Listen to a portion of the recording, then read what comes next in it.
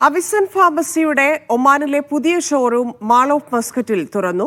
അവിസൻ managing director Nisar എടത്തുംചാലിലാണ് പുതിയ showroom പൊതുജനങ്ങൾക്കായി തുറന്നുകൊടുത്തത്. ഒമാനിലുടനീളം 40-ലേറെ ശാഖകളാണ് അവിസൻ ഫാർമസിക്കുള്ളത്.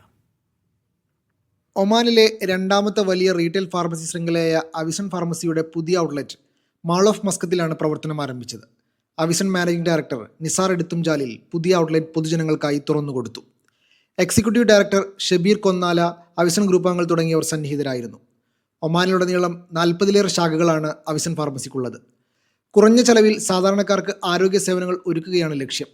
ഇതിനായി ഒമാന്റെ വിവിധ ഭാഗങ്ങളിൽ ഔട്ട്ലെറ്റ് സ്ഥാപിക്കുമെന്നും അവിസൻ മാനേജ്മെന്റ് പറഞ്ഞു. ഒമാനിൽ ആദ്യമായി വെൽനസ് ഇ-കൊമേഴ്സ് ആപ്പും അവിസൻ ഫാർമസി അവതരിപ്പിച്ചിരുന്നു. ആരോഗ്യ സേവനങ്ങൾ വീട്ടുപടികളിലെത്തിക്കുന്ന സേവനമാണ് ഉപഭോക്താക്കൾക്കായി സജ്ജമാക്കിയത്.